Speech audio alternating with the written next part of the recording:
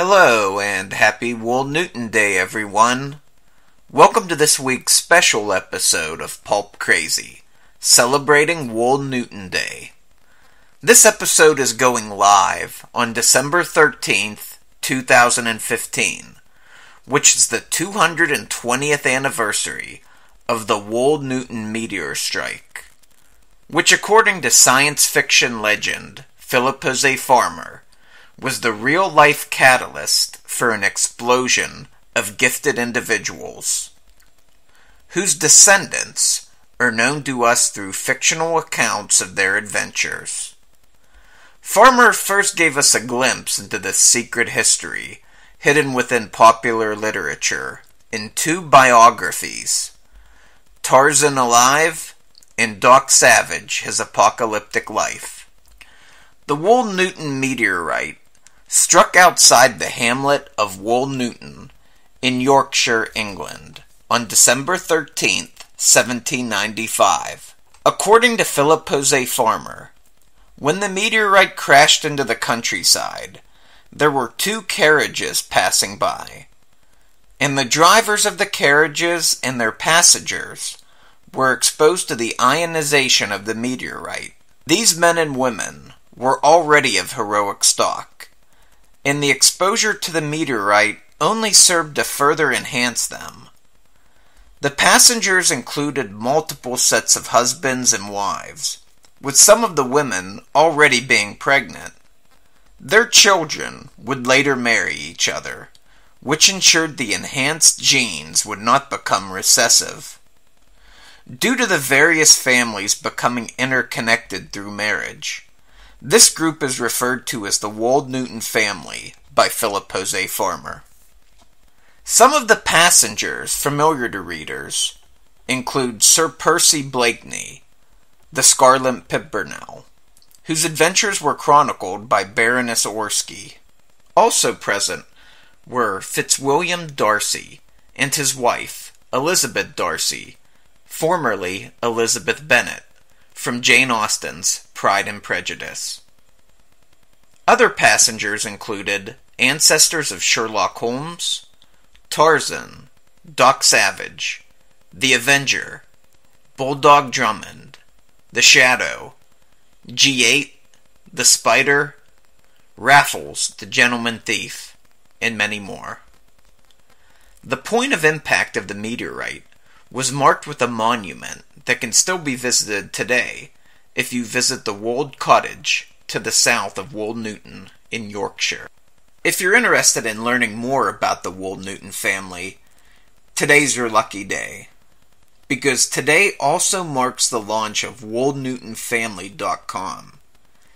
It's a brand new website dedicated to the canonical Wold Newton family, established by Philip José Farmer, as well as authorized continuations from other writers.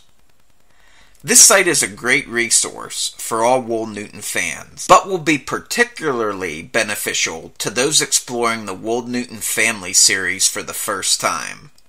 There are some excellent introductory essays including What is the Wold Newton Family? And What makes a Wold Newton tale? Be sure to visit woldnewtonfamily.com and have a look around today. Due to this being Wold Newton Day, I'll be focusing on a seminal Wold Newton tale, The Adventure of the Peerless Peer, by Philip José Farmer himself. This is a novella that stars an older Sherlock Holmes and Dr. Watson on a mission for the British government during World War I. The story also features cameos of the Shadow, G8, and of course, Tarzan plays a key role. As a matter of fact, the climax of the story takes place on Tarzan's native soil of Africa, in a lost city to be precise. But the lost city isn't from the Tarzan mythos by Edgar Rice Burroughs. It's from the Alan Quatermain series, penned by H. Rider Haggard. The lost civilization is Zuvindis, last seen in the novel Alan Quatermain, written by Haggard. The Adventure of the Peerless Peer is one of the first Wold Newton tales I read. I picked it up when Titan Books put it out as part of their The Further Adventures of Sherlock Holmes series. It's marked on the back cover as a Wold Newton Universe novel, and Titan Books would later build on this and publish select Farmer novels under the shared Wold Newton Universe banner, to include The Other Log of Phileas Fogg, Time's Last Gift, Hayden of Ancient Opar, Venus on the Half-Shell, and others. They also published the 3 alternate universe novels written by Farmer under the Secrets of the Nine banner, which are A Feast Unknown, Lord of the Trees, and The Mad Goblin. Prior to being published by Titan Books in 2011, The Adventure of the Peerless Peer was first published by a small publisher, the Aspen Press, in 1974. This was a limited release. It was later released into the mass market by Dell in 1976. Subterranean Press reprinted it in the collection Venus on the Half-Shell and Other Stories in 2008. Farmer also rewrote the story as The Adventure of the Three Madmen and replaced Tarzan with Mowgli from Rudyard Kipling's The Jungle Book. This reworked tale appeared in The Grand Adventure, published by Berkeley Books in 1984, and later The Misadventures of Sherlock Holmes, published by Xanadu in 1989. Farmerian scholar Dennis E. Power has a theory that Farmer left enough wiggle room in rewriting The Adventure of the Three Madmen to allow for both The Adventure of the Peerless Peer with Tarzan and The Adventure of the Three Madmen with Mowgli to actually occur concurrently.